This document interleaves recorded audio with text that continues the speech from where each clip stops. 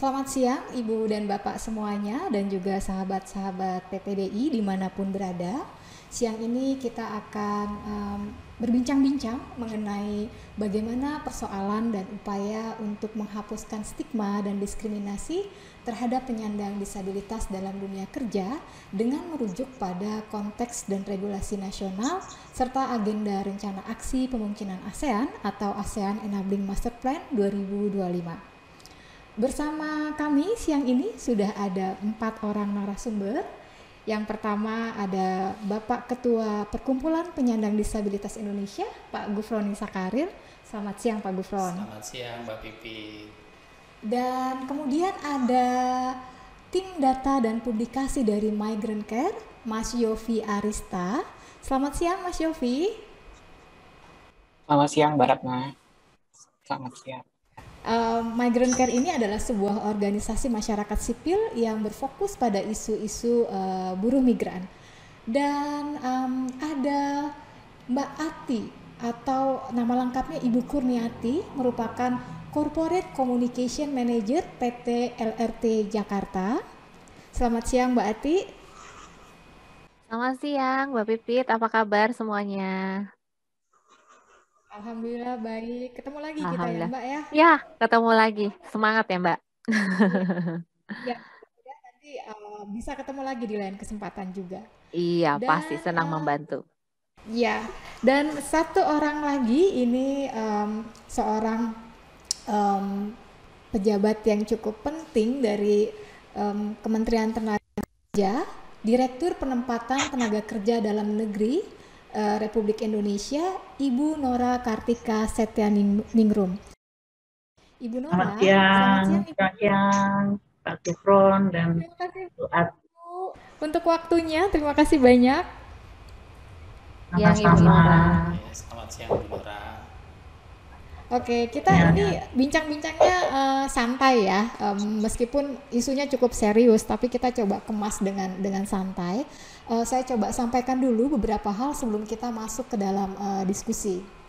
Jadi kalau kita lihat saat ini dari sisi kebijakan, sebetulnya Indonesia telah mencatat sejumlah kemajuan yang signifikan dalam pengakuan dan pemenuhan hak-hak penyandang disabilitas. Dengan disahkannya Undang-Undang Nomor 8 Tahun 2016.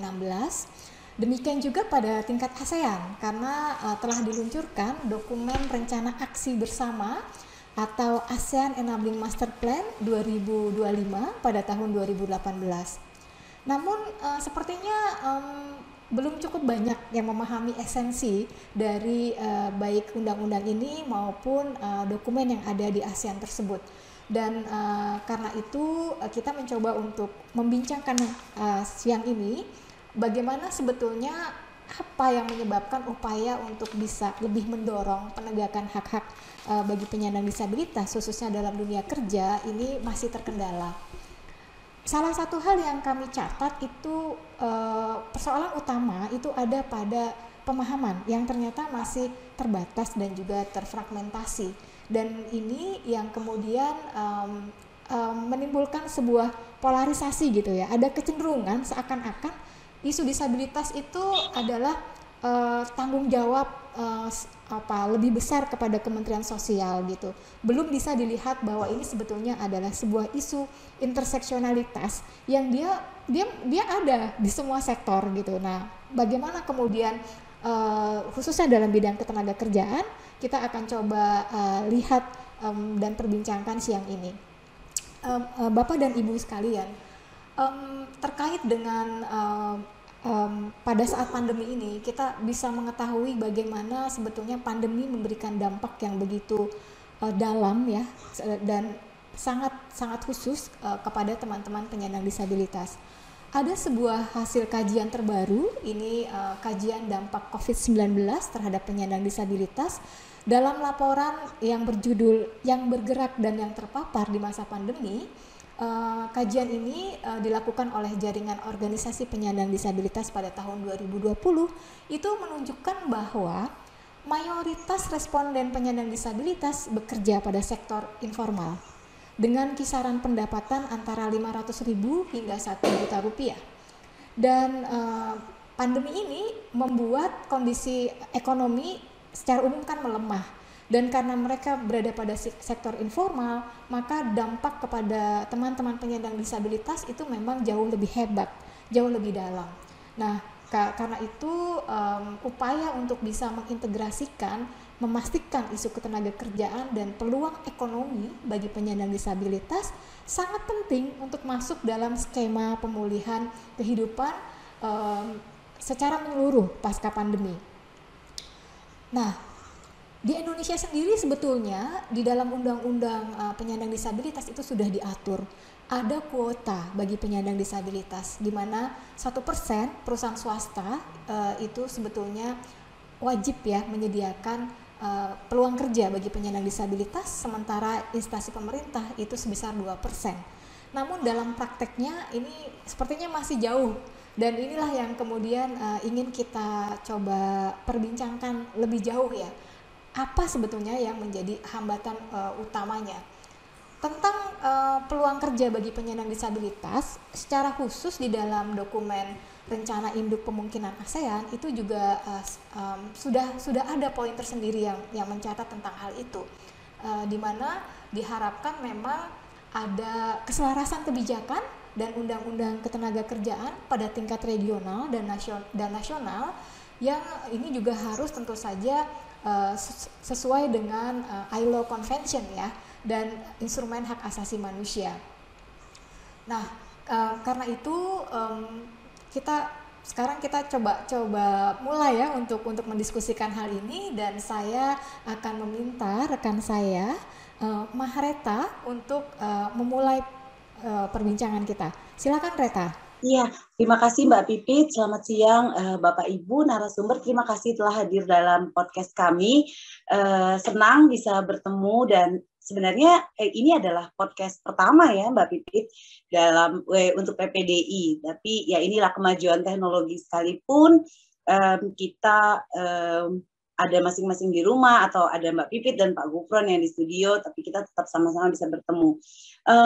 Bapak Ibu, sesuai dengan apa yang tadi telah disampaikan oleh, ini saya bacanya agak lama ya, karena saya bacanya pakai huruf braille, jadi mohon maaf.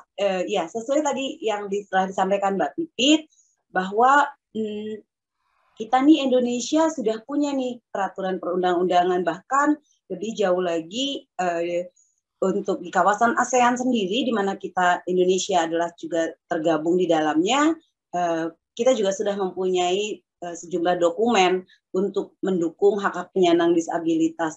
Nah, mungkin saya bisa tanya dulu ke Pak Gufron, dan nanti juga ini sih pertanyaannya untuk semua Bapak Ibu narasumber ya, tapi mungkin bisa diawali dulu oleh Pak Gufron sebagai Ketua Umum PPDI. Bapak, menurut Bapak, bagaimana sih saat ini perkembangan pemenuhan hak atas pekerjaan yang layak bagi penyandang disabilitas? Apakah kuota yang sudah ada ini cukup efektif Pak untuk mendorong pemajuan atau peningkatan kesempatan dan peluang bagi teman-teman penyandang disabilitas? Silakan Pak Gufron. Baik, ini. Jadi kalau kita lihat memang undang-undang sudah ada, peraturan pemerintah, peraturan menteri juga sudah ada, dan ada kuota 1% untuk penyandang disabilitas bekerja di swasta dan 2% untuk BUMN. Namun memang faktanya ya, sampai hari ini teman-teman masih banyak yang belum bisa ya masuk di sektor swasta dan sektor BUMN, atau mungkin kalau kita kasih persentase, jarang sekali perusahaan-perusahaan yang bisa memenuhi kuota 1% untuk swasta dan 2% untuk BUMN. Nah, ini sebenarnya PR lah bagi kita semua. Artinya apa? Artinya undang-undang sudah ada ya, bagaimana implementasi di lapangan ya. Kita pengen kalau itu dipenuhi, saya yakin ya tidak ada satupun penyandang disabilitas yang nganggur sebenarnya ya, kalau 1% dipenuhi oleh semua perusahaan swasta dan juga 2% BUMN atau BUMD misalnya, seperti itu. Bahkan sebenarnya undang-undang mengatakan bukan hanya perusahaan tetapi juga instansi pemerintah di sana ya. Jadi gitu Mbak Reta. Jadi saya rasa ini bagaimana kita harus mengawal bersama-sama ya, baik itu organisasi penyandang disabilitas, kemudian pemerintah dan lain sebagainya, untuk bersama-sama memastikan kuota itu dipenuhi. Karena gini, saya menganggap kuota itu penting ya. Kenapa? Karena kuota itu bentuk daripada afirmasi action dari pemerintah ataupun mungkin negara ya, supaya bisa memastikan atau setidaknya untuk pertama kali memaksa ya kalau nggak dibilang begitu, karena dengan adanya undang-undang kan orang diharap untuk comply to rule kan, undang-undang. Jadi undang-undang itulah yang jadi trigger supaya mereka bisa memenuhi kebutuhan penyandang disabilitas akan pekerjaan yang layak seperti itu. Begitu. Baik, terima kasih Pak Gufron.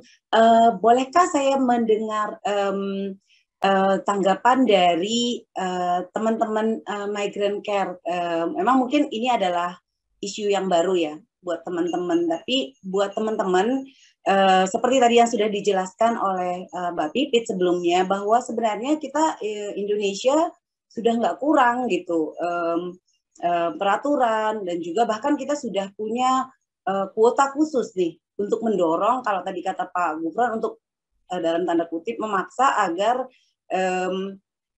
perusahaan bisa memberikan peluang kesempatan buat teman-teman disabilitas kerja. Namun kami mau dengar juga pandangan dari teman-teman migrant care, apakah sebenarnya hal ini sudah cukup efektif, atau apalagi sih kira-kira yang perlu kita lakukan untuk lebih meningkatkan hak ini gitu. Silakan Mas Yo. Terima kasih Mbak Reta. Sebelumnya saya mengucapkan terima kasih atas undangan teman-teman PPDI. Senang sekali di siang hari ini kita bisa memaksimalkan teknologi, mengisi waktu di masa pandemi dengan segala keterbatasannya.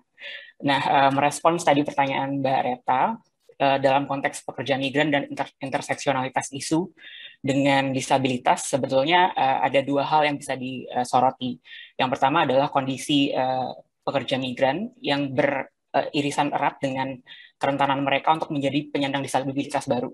Jadi berbagai kasus yang mungkin teman-teman sudah sangat familiar dengan berbagai kasus yang dialami oleh pekerja migran Indonesia. Salah satunya Migrant Care pernah melakukan kajian di tahun 2019 tentang di pemberitaan media yang menunjukkan bahwa 70% lebih pemberitaan media terkait pekerja migran adalah terkait kasus-kasus yang kami identifikasi sebagai potensi kerentanan mereka terhadap kondisi disabilitas baru atau sebagai penyandang disabilitas baru begitu. Bentuk-bentuknya sangat beragam, mulai dari kecelakaan transportasi, kapal, kemudian kecelakaan kerja, dan yang paling tinggi adalah sebetulnya adalah potensi kekerasan fisik dan kekerasan seksual, yang itu dimensinya sangat luas ya, melingkupi kekerasan fisik dan juga kesehatan mental para pekerja migran yang mungkin tidak bisa kita identifikasi secara fisik gitu, tidak terlihat secara fisik. Dan kondisi lain yang mungkin juga signifikan adalah sakit. Jadi banyak pekerja migran Indonesia yang sakit, tidak bisa mengakses layanan kesehatan, dan kemudian terakumulasi kondisi kesehatannya sampai mengalami disabilitas. Begitu. Nah, di aspek yang kedua, selain kerentanan pekerja migran terhadap kondisi disabilitas, sebetulnya yang tadi sudah banyak disinggung soal kuota, atau kami melihatnya sebagai inclusive employment gitu. Jadi bagaimana mendorong kelompok disabilitas untuk bisa berpartisipasi dalam pasar kerja, termasuk pasar kerja internasional gitu. Karena Migrant Care juga melihat sebetulnya ketika di dalam negeri kuota 1% dan 2% itu tidak bisa terpenuhi, maka kenapa kita tidak bisa membuka peluang ke pasar kerja internasional gitu. Jadi menjadi strategi alternatif untuk teman-teman disabilitas untuk mengakses pekerjaan yang lebih layak atau yang sesuai pilihannya di luar negeri gitu. Nah, beberapa waktu lalu kami sempat berdiskusi dengan Kementerian Ketenagakerjaan dengan Ibu Hindun, staf khusus Menteri. Nah, beliau menyampaikan ada inisiatif terbaru dari Kemenaker, yaitu unit layanan disabilitas. Nanti mungkin Bu Nora bisa menjelaskan lebih lanjut ya. Di situ itu yang mungkin jadi harapan sebetulnya di tengah situasi saat ini gitu. Gimana ada unit layanan yang disediakan pemerintah yang kemudian bisa mendorong inklusivitas yang lebih baik dalam aspek ketenagakerjaan, terutama di dalam negeri maupun di luar negeri begitu. Begitu mungkin. Dan mungkin satu lagi, karena satu hal yang mungkin juga kita lihat sebagai dampak COVID ya, Mbak Reta ya. Jadi di tengah kondisi COVID yang sebetulnya mengakselerasi berbagai aktivitas menjadi virtual, menjadi digital things, yang itu yang mungkin juga menjadi peluang baru buat teman-teman disabilitas di tengah mungkin keterbatasan atau stigma yang menganggap teman-teman disabilitas menjadi kelompok non produktif, itu bisa dilawan gitu. Jadi sebenarnya teman-teman punya produktivitas yang sama dan punya kesempatan bersaing yang sama di tengah situasi COVID ini. Gitu, Mbak Reta. Iya, terima kasih. Nah, makanya Mas, untuk itu nih hari ini saya diminta Mbak Pipit untuk membantu jadi moderator.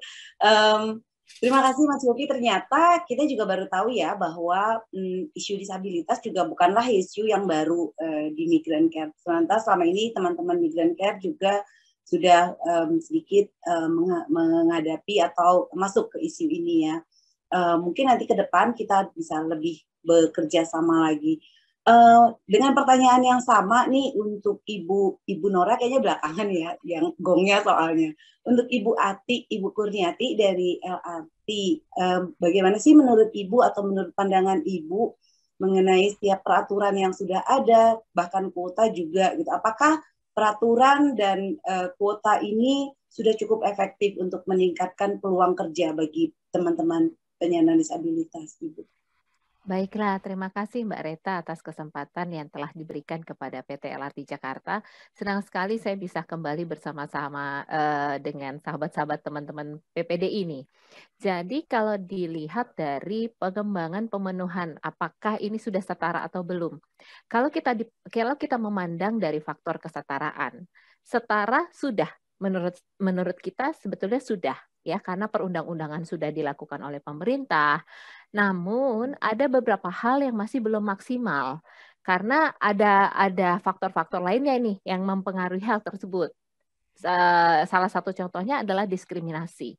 Pemerintah sudah melakukan upaya maksimal dengan adanya perundang-undangan, namun stigma negatif masyarakat kepada sahabat-sahabat disabilitas itu perlu dilakukan edukasi yang maksimal dan terus berkelanjutan. Fungsi pengawasan ini justru akan mendorong seluruh pihak untuk melakukan komitmen penyediaan yang inklusif. Jadi hal-hal yang keterkaitan dengan stigma negatif ini yang perlu terus diedukasi kepada masyarakat, bahwa halnya teman-teman yang disabilitas ini sebetulnya mereka menuntut yang namanya kesetaraan karena mereka itu ingin mandiri. Itu sih kalau kita lihat dari faktor-faktor yang sekarang terjadi yang terus menjadi polemik di masyarakat ya. Jadi stigma negatif ini yang perlu kita perbaiki bersama. Bagaimana masyarakat bisa menerima kesetaraan itu bukan hanya dilihat dari perundang-undangan yang sudah dibuat segitu banyaknya oleh pemerintah, namun kalau perundang-undangan ini tidak ada dorongan dari masyarakat untuk diberikan kesetaraan, sama saja ini tidak bisa dilakukan kesepahaman yang maksimal. Demikian Mbak Reta. Oke, baik. Terima kasih Bu Ati. Sepertinya Bu Ati juga sangat mendukung ya pemajuan hak bagi penyandang disabilitas. Betul. Terima kasih Bu. Nah kita dengar tanggapan dari Ibu Nora. Kami sangat mengerti bahwa Ibu Nora ini sangat luar biasa, begitu banyak membantu PPDI khususnya dan teman-teman penyandang disabilitas pada umumnya untuk meningkatkan peluang kerja. Namun Ibu sebagai pemerintah kami ingin bertanya hal yang sama. Apakah menurut Ibu sebenarnya kuota dan juga peraturan ini udah lengkap nih? Bahkan Ketenagakerjaan juga sudah punya beberapa peraturan-peraturan turunan ya Ibu ya terkait mengenai pemenuhan hak atas pekerjaan yang layak bagi disabilitas. Tapi Bagaimana menurut Ibu, apakah hal ini telah cukup efektif untuk meningkatkan peluang kerja bagi teman-teman disabilitas Ibu? Ya, kepada kami, prinsipnya kami dari Kementerian Ketenagakerjaan selalu mensupport, mendukung, dan akan untuk fasilitasi terkait dengan regulasi.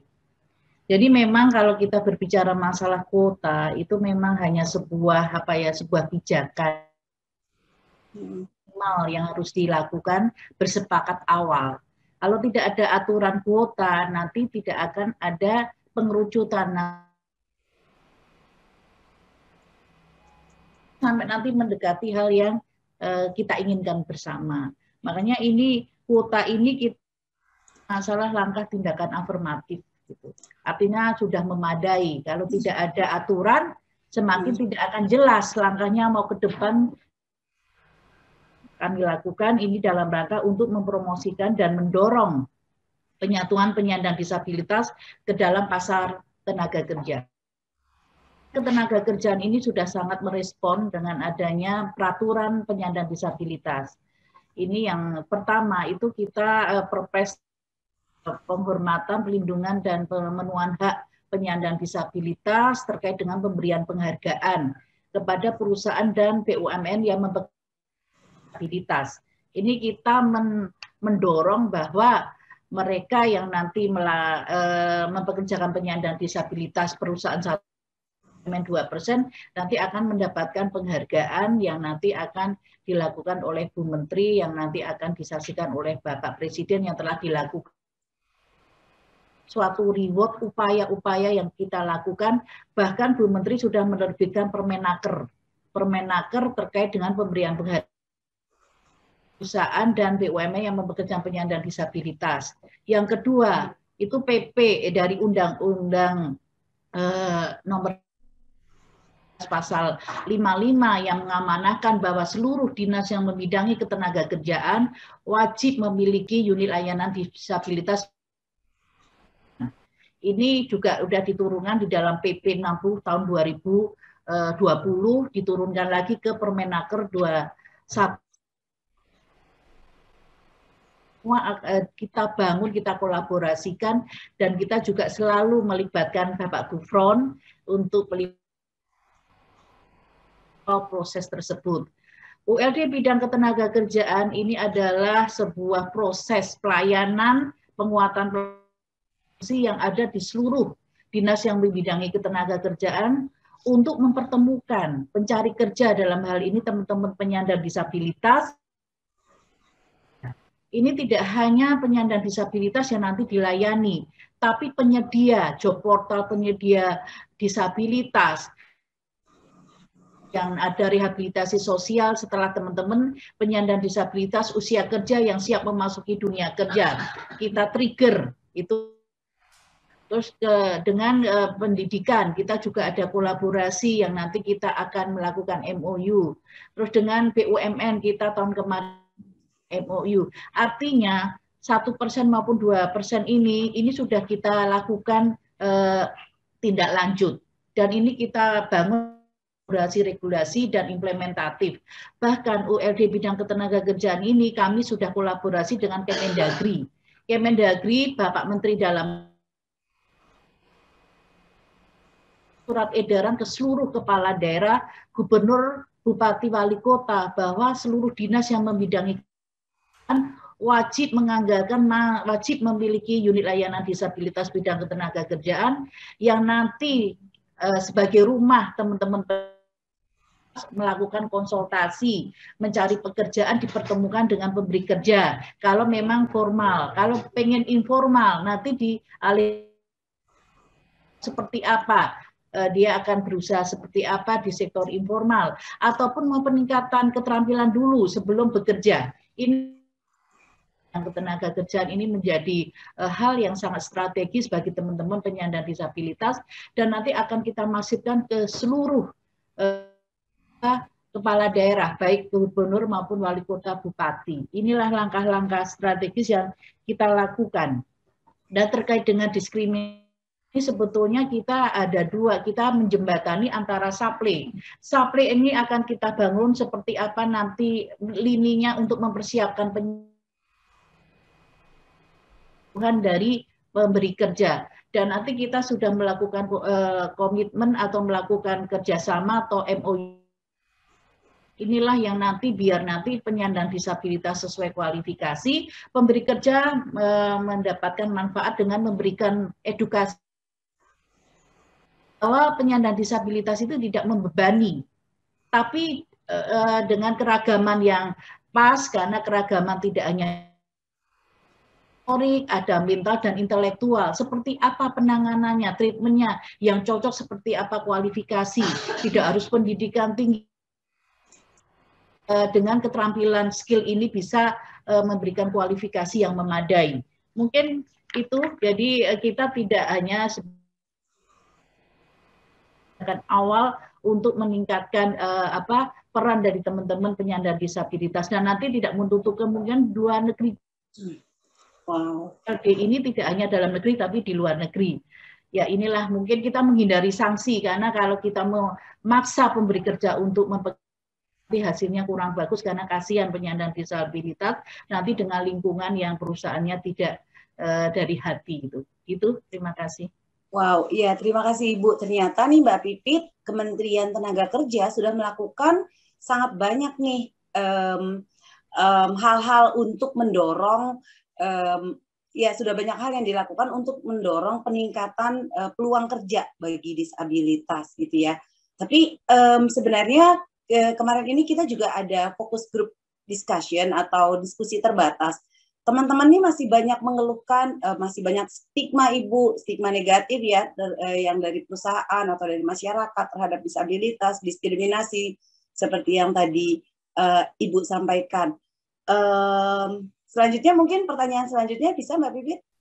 Oke, thank you Reta. Pak Gufron, itu tadi kan kalau kita mendengarkan ya, mulai dari perspektif buruh migran, kemudian juga perspektif dari perusahaan seperti yang disampaikan oleh Bu Ati, dan juga update tadi dari Ibu Nora tentang sudah ada begitu banyak inisiatif baik yang sebetulnya digagas untuk mendorong peluang kerja yang layak untuk penyandang disabilitas. Nah, tapi kan itu kalau kita melihat dari sisi peluangnya. Nah, bagaimana kemudian dari sisi organisasi penyandang disabilitas sendiri? Apakah kemudian sebagai payung nasional Perkumpulan Penyandang Disabilitas di Indonesia, PPDI, punya agenda khusus Pak terkait dengan hal ini? Nah, itu satu. Terus kemudian yang kedua, bagaimana dengan pergaulan dengan negara-negara ASEAN? Apakah juga ada inisiatif yang digagas bersama untuk isu ini? Jadi bukan hanya Indonesia nih, tapi bagaimana kemudian penyandang disabilitas di negara-negara ASEAN juga bisa bersama-sama menuju ke masyarakat ASEAN yang inklusif. Dan apakah hal tersebut juga dikaitkan dengan rencana aksi si ASEAN Enabling Master Plan itu sendiri? Silakan Pak Gufron. Baik, terima kasih Mbak Pipit pertanyaannya. Jadi sebagai organisasi payung PPDI tentu kami punya peran besar ya. Peran pertama tentu kita mempunyai kewajiban untuk mengadvokasi ya seluruh stakeholder ya. Yang pertama internal stakeholder dulu. Internal stakeholder itu penyandang disabilitasnya sendiri ya. Kita mengedukasi hak-hak penyandang disabilitas, karena tidak semua penyandang disabilitas itu sadar akan hak mereka ya, sehingga kita perlu ya melalui berbagai kegiatan, termasuk diantaranya ada capacity building, FGD dan sebagainya ya. Setelah itu tentu pemahaman ke stakeholder yang lain ya. Stakeholder yang lain tentu ada di sana pemerintah, kementerian lembaga, ada akademisi ya. Kalau pemerintah itu lebih ke bagaimana membuat peraturan-peraturan perundangan, terus kemudian ke akademisi melontarkan isu-isu disabilitas untuk bisa dijadikan tema-tema diskusi mereka, seminar mereka, lokakarya mereka ya. Kemudian kepada perusahaan ya, perusahaan tentu saja kita menginginkan perusahaan juga menyadari bahwa kebutuhan penyandang disabilitas atau pekerjaan itu sangat tinggi, dan disabilitas itu juga kita yakinkan kepada perusahaan bisa memberikan kontribusi terbaiknya kepada perusahaan seperti itu. Ya, demikian juga masyarakat umum, ya, termasuk juga diantaranya tentu tadi yang dibilang bagaimana kita menghilangkan stigma negatif dan diskriminasi seperti itu. Nah, PPDI bagian dari ASEAN juga, ya, kita punya network di ASEAN, di negara-negara ASEAN, Asia Tenggara. Di sana sudah ada pergeseran nih juga, ya, dari dulu tuh lebih ke sosial, tapi sekarang sudah ke ekonomi, ya. Jadi ada 3 pilar, ada sosial, budaya, kemudian ekonomi, juga mungkin ada pertahanan dan lain sebagainya, ya. Nah, menuju ke ekonomi, ini salah satu isu yang digagas adalah isu tentang tenaga kerja, karena bagaimanapun juga kebutuhan pekerjaan di Indonesia dan juga negara-negara ASEAN bagi penyandang disabilitas ini dianggap penting, ya, dan tidak kalah pentingnya dengan isu-isu sosial. Sehingga ada beberapa kegiatan yang kita gagas kemarin itu melalui proyek, ya, agenda, ya. Di tahun lalu kita ada Car Free Day, ya, mengangkat tema Enabling Master Plan, ya, 2025. Terus kemudian juga kita ada bikin kegiatan lomba bikin video film pendek, ya, ngangkat salah satu temanya juga tenaga kerja. Jadi ini sebenarnya bagian daripada upaya-upaya PPDI dan juga negara-negara di ASEAN untuk selalu menggaungkan, ya, kebutuhan tenaga kerja ataupun pekerjaan bagi penyandang disabilitas. Nah, kami pun juga setiap ada kegiatan-kegiatan bulanan, ya, ada workshop, ya, kemudian ada training, ya, dan lain sebagainya.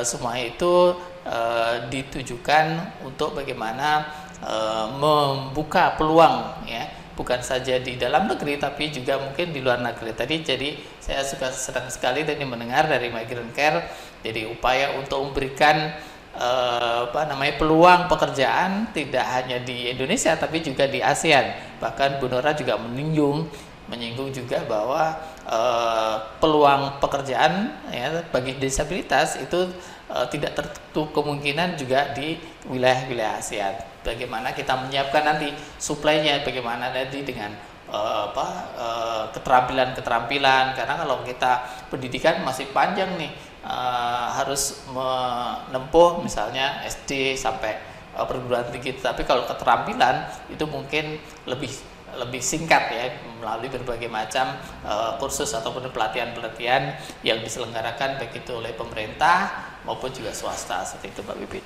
Ya, terima kasih Pak Gufron. Ini kita tuh bahkan ini, ya, optimisme kita itu jadi juga mengalami lompatan, ya. Kita nggak hanya optimis sebetulnya dari sisi bagaimana regulasi di nasional itu sudah ada, tapi juga terbuka peluang untuk di wilayah ASEAN. Meskipun kembali lagi bahwa sosialisasi dan juga penyiapan dari kedua belah pihak, baik dari sisi perusahaannya, kemudian baik dari sisi teman-teman penyandang disabilitasnya sendiri, itu juga sesuatu yang masih harus terus dikerjakan, ya, Pak Gufron, ya. Oke, kita beralih ke Mas Yofi. Mas, dalam pemantauan kasus-kasus yang dilakukan oleh teman-teman di Migrant Care, sebetulnya bagaimana nih, Mas, interseksionalitas antara isu disabilitas dengan isu buruh migran, dan seperti apa selama ini gambaran kasus yang ditangani, misalnya ketika terjadi kecelakaan kerja dan kemudian menyebabkan disabilitas, itu bagaimana kemudian teman-teman di Migrant Care itu mulai dari apakah ada pendampingan, ya, konseling, sampai kemudian bisa terintegrasi kembali dengan dunia kerja. Silakan Mas Yofi. Iya, Mbak Pipit, terima kasih. Seperti yang tadi saya sempat singgung, kerentanan pekerja migran itu terhadap disabilitas sangatlah erat, ya. Bentuk kasus yang paling masif kami temui adalah kekerasan fisik. yang dialami karena irisan konflik yang kemudian beririsan lagi dengan mungkin hak atas perlindungan mereka yang kurang, hak atas informasi mereka yang kurang, yang kemudian mereka berkonflik dengan pemberi kerja dan kemudian mengarah pada tindak-tindakan kekerasan. Dan itu yang kemudian dialami paling masif oleh teman-teman pekerja migran di luar negeri. Dan situasinya semakin parah ketika tidak ada layanan atau kebijakan yang siap untuk merespon situasi itu. Misalkan saja setelah dipetakan misalkan teman-teman pekerja migran yang mengalami kasus di luar negeri itu membutuhkan layanan bantuan hukum. Namun pada pekerja migran yang juga mengalami kekerasan, otomatis dia juga membutuhkan layanan kesehatan, pendampingan kesehatan, dan juga mungkin penyiapan layanan untuk reintegrasi mereka untuk kembali ke dalam negeri. Dalam konteks ini juga menyinggung soal perlindungan sosial. Dan ketiga komponen layanan ini yang juga kami lihat belum punya integrasinya gitu. Jadi meskipun kita sudah punya banyak sekali instrumen kebijakan yang merekognisi tentang pelayanan perlindungan pekerja migran, namun ketiga komponen layanan itu, bantuan hukum, kesehatan, dan perlindungan sosial itu belum match dan belum terintegrasi, yang kemudian bisa mensupport kebutuhan korban, pekerja migran yang menjadi korban dan kemudian berpotensi menjadi penyandang disabilitas baru untuk bisa reintegrate ke masyarakat. Belum lagi bicara dengan perspektif atau sensitivitas layanan yang disediakan oleh pemerintah mungkin.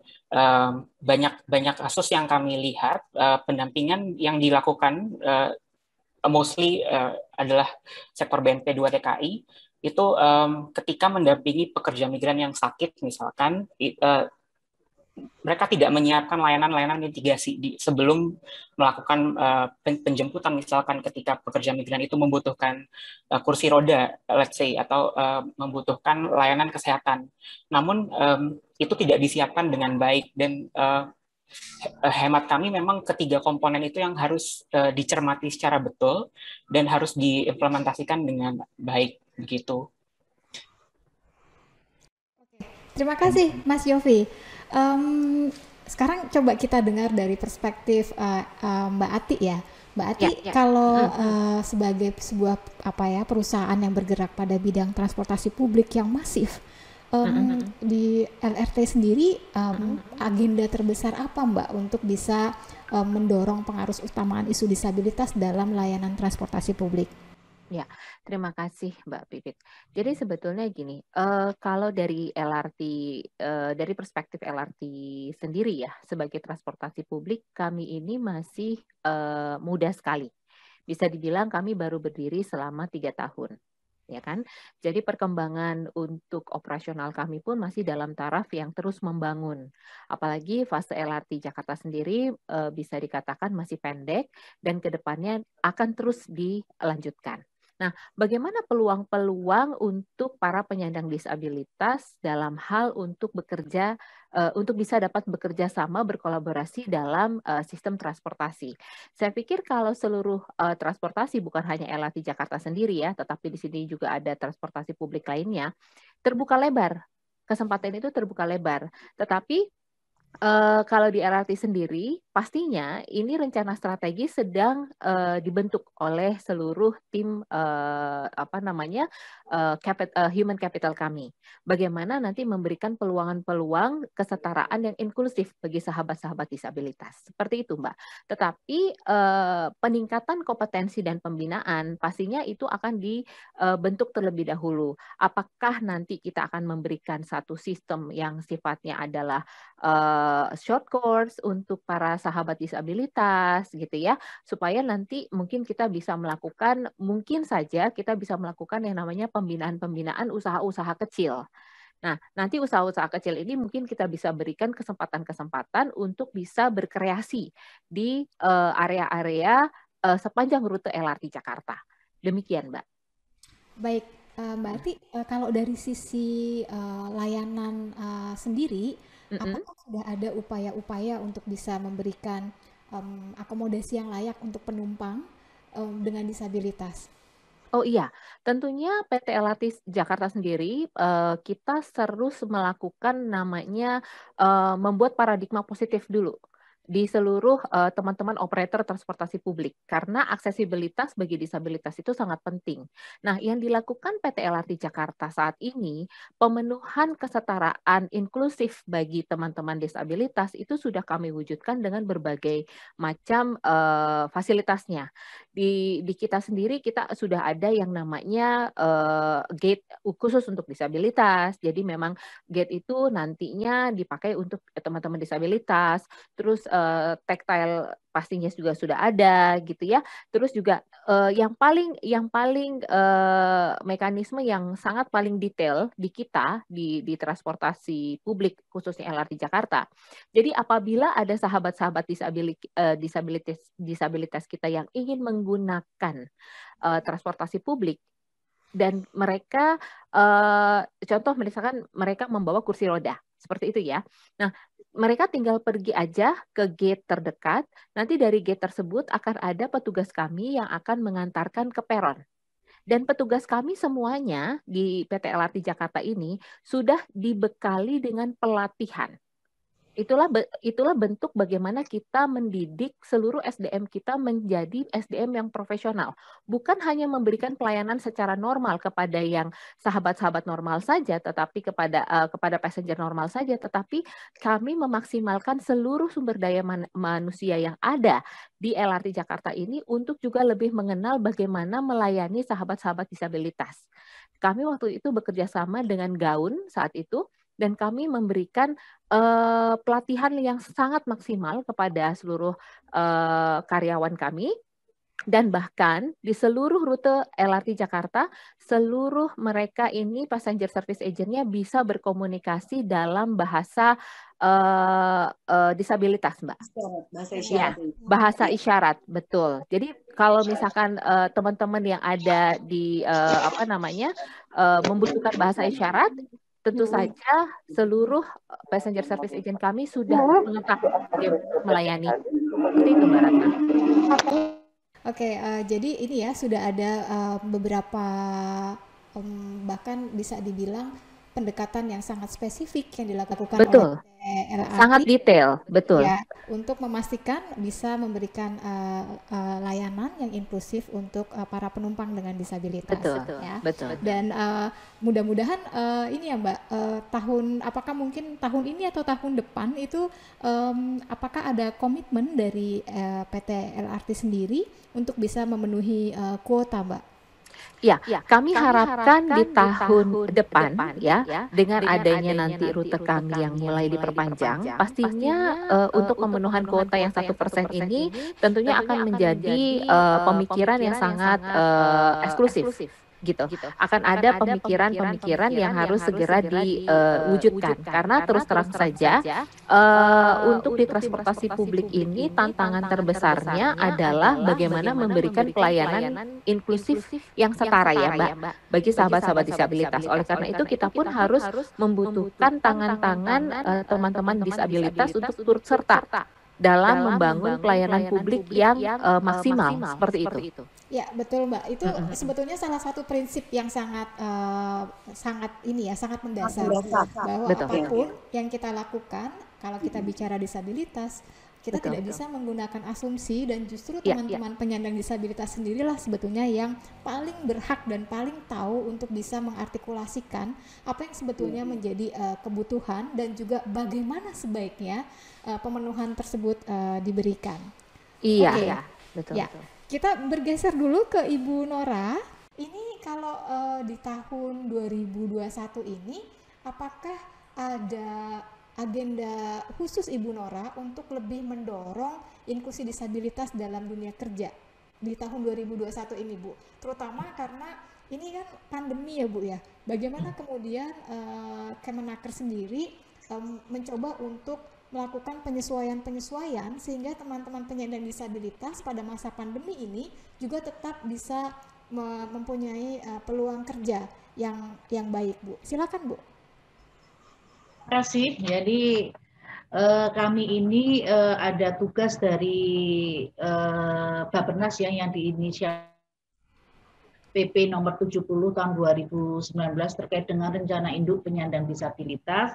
Kami memang ada tugas juga di situ. Setiap kementerian ada beberapa tugas. Kita baru tahun kemarin kami sudah berhasil menyusun kerjasama dengan Apindo inklusivitas di tempat kerja. Dan ini tahun ini adalah untuk mensosialisasikan dan memasifkan di tenaga kerjaan, baik provinsi, kabupaten, kota, perusahaan BUMN dan BUMD. Nah ini kami juga baru menyiapkan standar pelatihan sensitivitas untuk sektor publik dan swasta. Juga kami baru menyiapkan untuk penyelenggaraan pelatihan dengan ke dalam akte peningkatan kapasitas pegawai pengantar kerja yang kami kita sebar, kita masifkan di seluruh dinas yang membidangi ketenaga kerjaan untuk bekal layanan kepada tenaga kerja dan pemberi kerja dalam hal ini. Jadi ini beberapa hal, terus kita akan melakukan diseminasi nasional, ini akan melibatkan seluruh daerah, dinas yang membidangi tenaga kerjaan, organisasi penyandang disabilitas, dan semua kementerian lembaga yang terkait penggiat penyandang disabilitas terkait dengan percepatan penyelenggaraan ULD bidang ketenaga kerjaan, dan kita akan jemput bola melakukan rapat koordinasi ke kepala daerah untuk tahun 2021 ini kita ke 10 provinsi. 24 provinsi akan kita lakukan ketuk pintu terkait dengan penganggaran, penyiapan SDM, dari pendamping dari teman-teman penyandang disabilitas dalam rangka melayani penyandang disabilitas untuk bekerja.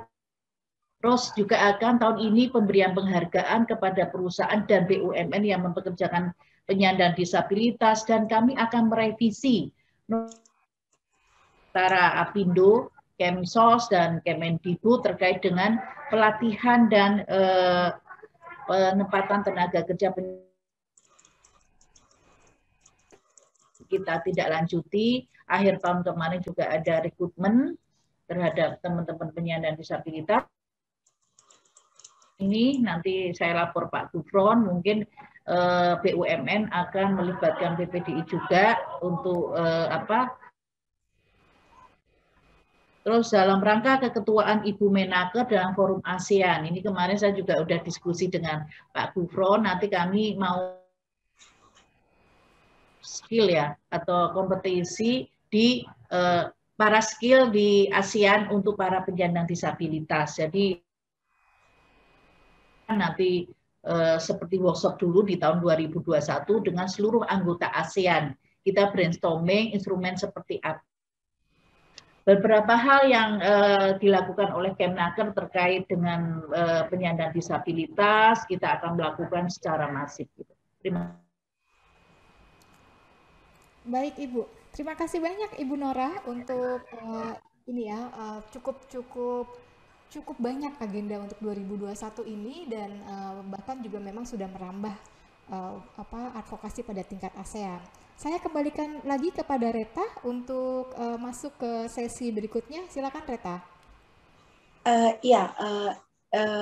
Terima kasih. Tapi saya mau memberitahukan dulu nih sebelumnya, Ibu Nora, saya mendapat beberapa laporan dari teman-teman penyandang disabilitas mengenai kartu prakerja, bahwa sebenarnya kartu ini masih sangat belum akses dan teman-teman masih sangat banyak yang merasa kesulitan untuk mengakses kartu ini, Ibu. Mungkin ke depannya ini bisa disikapi lebih lanjut, atau jika ingin dikonsultasikan bisa dikonsultasikan kepada kami PPDI gitu. Dari hasil diskusi kita siang hari ini, kami mendapatkan hal yang banyak sekali, dan kami juga jadi mengetahui banyak hal bahwa sebenarnya kita secara bersama-sama telah mengupayakan hal yang terbaik untuk pemenuhan hak atas pekerjaan yang layak bagi penyandang disabilitas.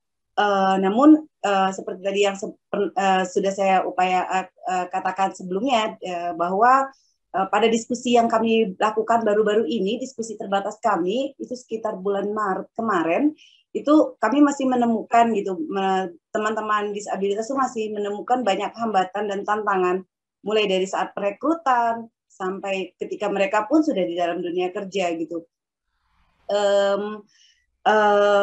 Kami juga sangat kaget gitu. Padahal sebenarnya secara instrumen sudah sangat lengkap, tapi kenapa masih banyak kendala di sana sini gitu. Nah, menurut Bapak Ibu sekalian, mungkin bisa dimulai dari Pak Gufron dulu gitu ya.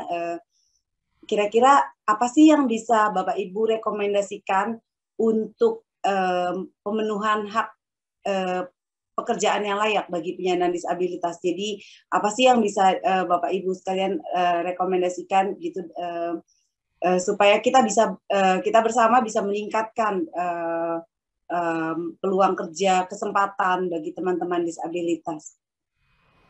Ya, dan ini dikaitkan dengan masa pandemi dan juga pasca pandemi ya. Betul, apalagi kan pandemi sekarang ini kan ya seperti tadi yang Mbak Pipit ceritakan ya dari kajian yang terpapar itu. Siapa dulu? Saya dulu. Pak Gufron dulu Pak, silakan Pak. Terima kasih Mbak Reta, ini pertanyaannya. Tentu bagi teman-teman penyandang disabilitas tidak ada cara lain yaitu bagaimana mereka harus meningkatkan kemampuannya ya. Melalui apa? Melalui berbagai training. Kalau tadi disinyalir ada yang sulit di dalam rekrutmen, bahkan yang sudah masuk pun kadang-kadang tidak betah dan lain sebagainya. Nah, itu kembali pertama adalah teman-teman disabilitas harus membekali diri, baik itu mendapatkan professional skill ataupun keterampilan pekerjaan ya, maupun soft skill ya. Karena gini, bekerja di sebuah perusahaan dengan atmosfer lingkungan yang berbeda-beda dan beragam itu juga butuh emotional cohesion lah, bukan hanya intellectual cohesion aja ya. Makanya penting di dalam kursus ataupun di lembaga-lembaga, di balai-balai kerja itu juga ada materi-materi soft skill ya, supaya teman-teman disabilitas itu lebih tahan lah, punya endurance ya di dalam bekerja itu ya. Nah, itu bagi teman-teman disabilitas. Nah, bagi penerima pekerjaan ataupun perusahaan, tentu kami berharap berikan peluang kepada teman-teman disabilitas ini untuk membuktikan ya bahwa mereka bisa loh, mereka bisa bekerja, bisa berkarya, bisa memberikan kontribusi terbaik, bahkan tidak tertutup kemungkinan pada akhirnya nanti mereka akan menjadi aset dari perusahaan tersebut ya, kalau dia bisa berprestasi misalnya di sana. Karena sebenarnya secara kemampuan ya, skill dan lain sebagainya itu tidak ada berbeda dengan yang non disabilitas, hanya karena mungkin ada kekhawatiran ya barangkali teman-teman pengusaha ataupun HR ya untuk merekrut teman-teman penyandang disabilitas. Untuk itu sekali lagi beri kesempatan bagi teman-teman disabilitas untuk bekerja di perusahaan dan membuktikan bahwa mereka bisa bekerja. Baik, terima kasih Pak Gufron. Mungkin boleh dari Mas Yopi, kira-kira Mas Yopi merekomendasikan apa nih untuk kita bisa dapat meningkatkan peluang kerja bagi penyandang disabilitas khususnya di masa pandemi dan juga pasca pemulihan ekonomi ini, Mas. Ya, Mbak Reta, mungkin secara instrumen atau secara mekanisme di tingkat global, regional maupun di nasional sudah banyak instrumen yang mensupport sebenarnya ekosistem yang lebih baik terkait kehidupan disabilitas yang lebih baik begitu. Di tingkat global misalkan Indonesia sudah jadi state party dari konvensi tentang hak disabilitas. Kemudian juga sebetulnya seharusnya kita juga sudah mulai mengakui merekognisi interseksionalitas isu disabilitas dengan isu-isu lainnya, misalkan tentang hak perempuan, kemudian hak anak, dan juga mungkin hak ketenagakerjaan. Jadi mungkin isu yang tadi diadres di awal oleh Mbak Pipit tadi, isu disabilitas tidak hanya lagi ditangani oleh Kemensos, tapi juga mungkin ditangani oleh entitas lembaga pemerintah lain, misalkan ketenagakerjaan, perlindungan perempuan, pemberdayaan perempuan, dan kementerian lainnya. Itu mungkin yang juga jadi PR di tingkat nasional yang mungkin sudah dimulai oleh teman-teman Kemnaker dengan mendorong adanya unit pelayanan disabilitas yang juga didorong di tingkat daerah, yang kemudian harapannya itu bisa mensupport kebutuhan teman-teman disabilitas untuk bisa mengakses pekerjaan yang lebih layak, dan kemudian bisa mungkin juga sebagai platform reintegrasi teman-teman disabilitas, penyandang disabilitas baru dalam konteks pekerja migran yang mungkin perlu reintegrasi ke masyarakat gitu.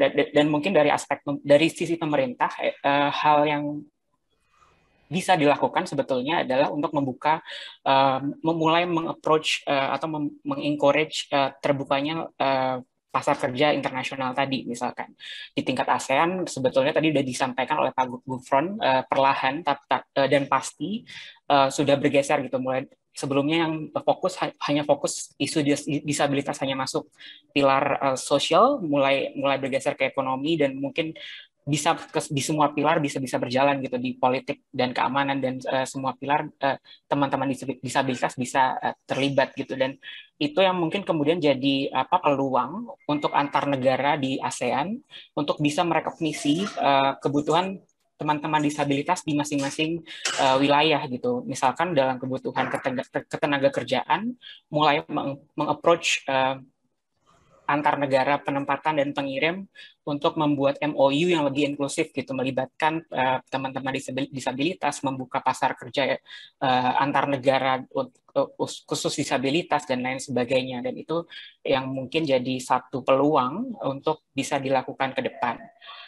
Di balik kemudian di tingkat nasional kita juga harus meningkatkan kualitas kelembagaan terkait disabilitas, dan mungkin satu hal yang kalau nggak salah saat ini sedang disiapkan Komisi Nasional Disabilitas, itu yang kemudian mungkin jadi harapan juga untuk bisa memasukkan isu khusus terkait disabilitas dan interseksionalitasnya terkait inclusive employment ini gitu. Oke, baik, terima kasih. Jadi memang harus ada kerjasama, dan emang isu disabilitas ini sifatnya harus multisektor gitu ya Mas ya. Dan kita juga berharap pada KND yang akan terbentuk bisa menjadi alat untuk memastikan terpenuhinya hak-hak penyandang disabilitas gitu ya Mas ya.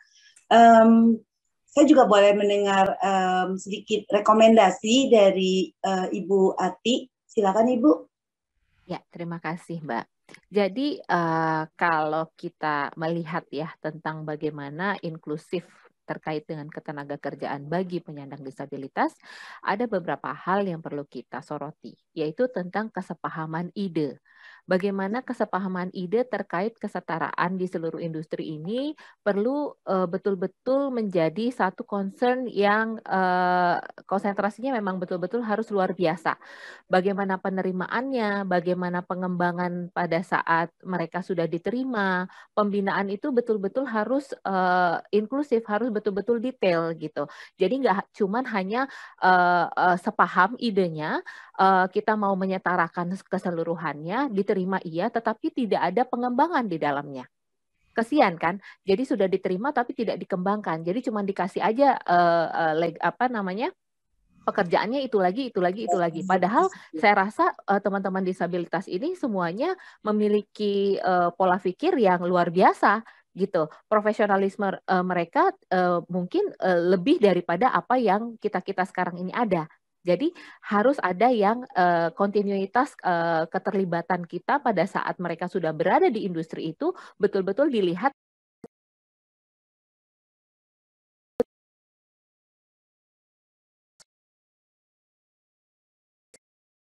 sangat harus dilakukan.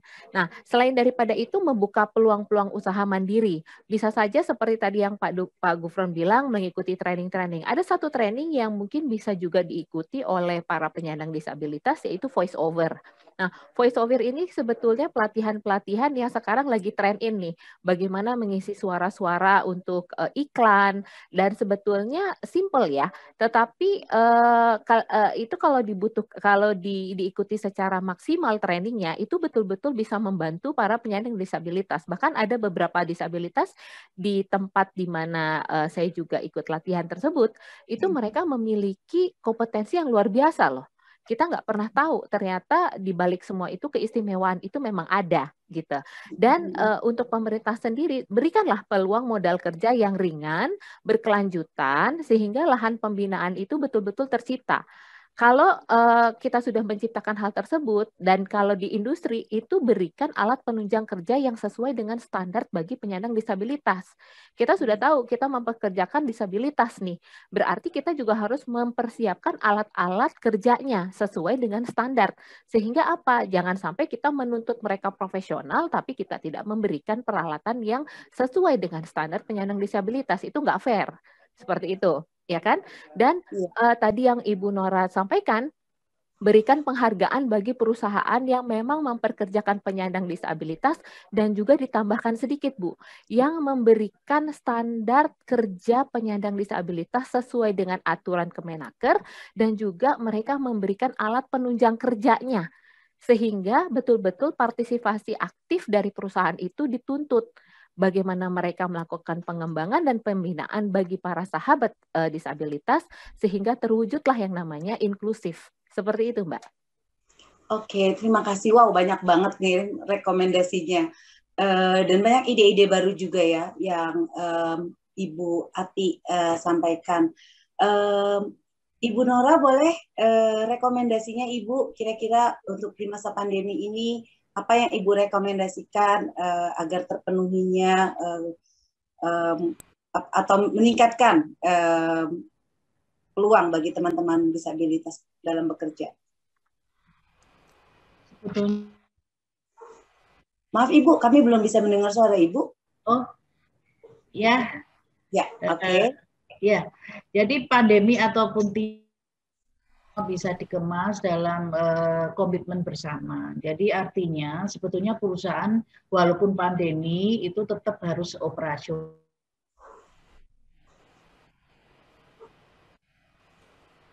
Bahwa perusahaan yang menang dalam nanti diberikan penghargaan ada 1%. Setelah 1%, kami memberikan insentif peralatan kerja untuk teman-teman penyandang disabilitas.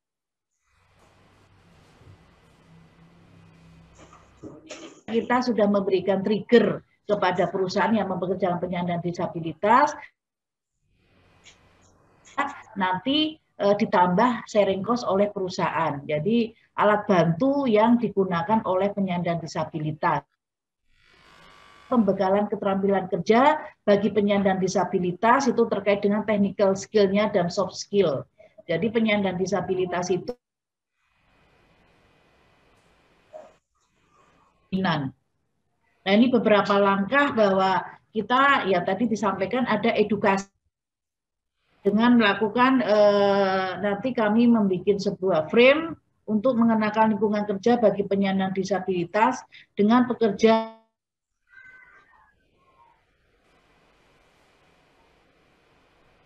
sampaikan Pak Gufron, ada yang merasa tidak kerasan karena mendominasi.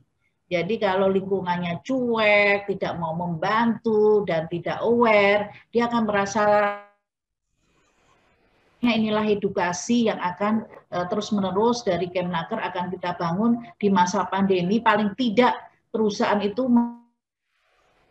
mobilitas tidak di PHK, gitu. Itu kita jaga itu, makanya kita kasih reward dengan pemberian penghargaan. Terus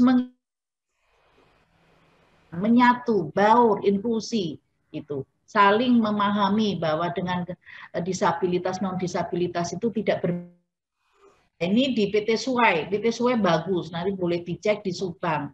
Di sana kalau ada yang bully penyandang disabilitas akan bahkan ada semakin trigger dari kita. Dalam pandemi ini sangat-sangat kita menjaga, terus mewujudkan harmoni lingkungan kerja. Karena memang tanpa itu penyandang disabilitas tidak akan kerasan dan perusahaan juga untuk mempekerjakan penyandang disabilitas dianggap membebani. Ini nih hal-hal masa pandemi ini kita sangat jaga itu. Kita sangat keluhan-keluhan perusahaan, apa yang pemerintah bisa lakukan, kita kolaborasikan. Kalau terkait dengan pelatihan ya kita inklusif nanti kita bangun, SOP-nya seperti apa. Terus memberikan kesempatan pekerja penyandang disabilitas yang mempunyai kualifikasi untuk menduduki jabatan. Nah, ini untuk mengantisipasi diskriminasi yang tetap harus fair gitu. Kualifikasi apa? Jadi dari charity menjadi human right based.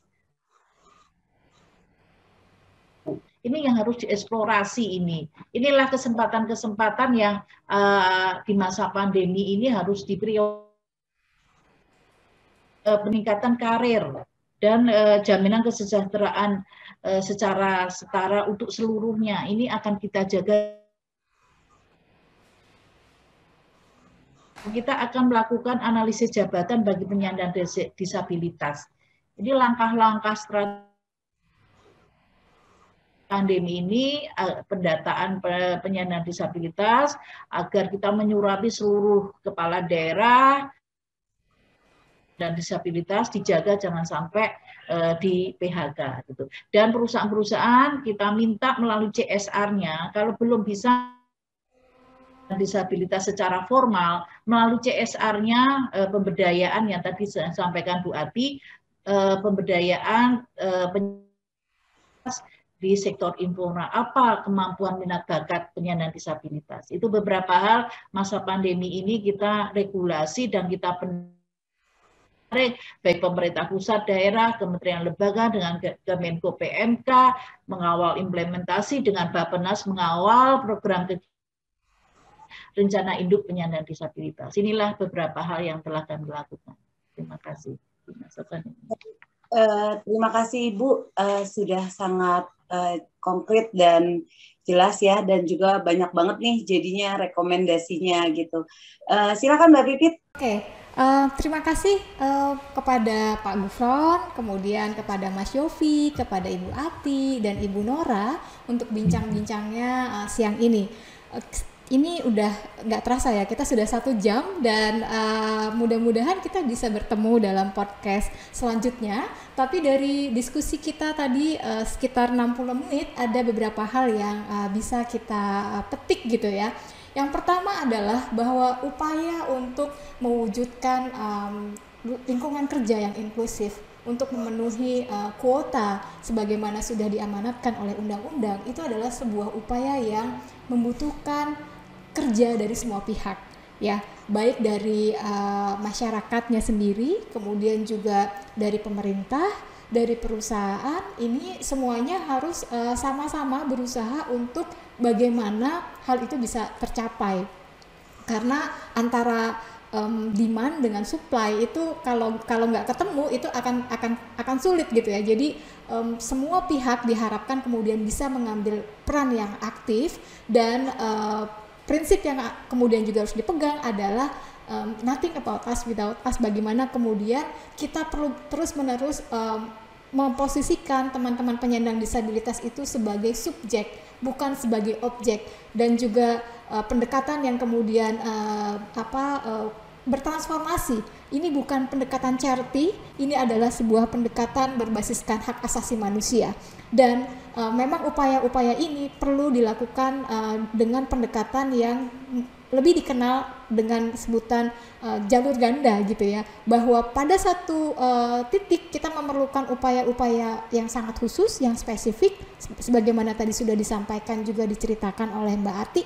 Dan juga di sisi lain kita juga perlu melakukan edukasi publik, pengarus utamaan, sehingga masyarakat itu kemudian juga memahami dan bisa mengambil peran yang aktif untuk memastikan berbagai macam regulasi yang sudah cukup baik ini kemudian bisa betul-betul terimplementasikan, karena butuh dorongan dari masyarakat. Ketika regulasinya sudah baik tapi kemudian tidak ada kayak semacam pemantauan gitu ya terhadap penegakan regulasi tersebut, bagaimana pemerintah kemudian mengawalnya, regulasi akan hanya sebatas menjadi regulasi, hanya akan menjadi sesuatu di atas kertas gitu, tetapi mewujudkannya dalam konkret itu butuh kerjasama kita semua.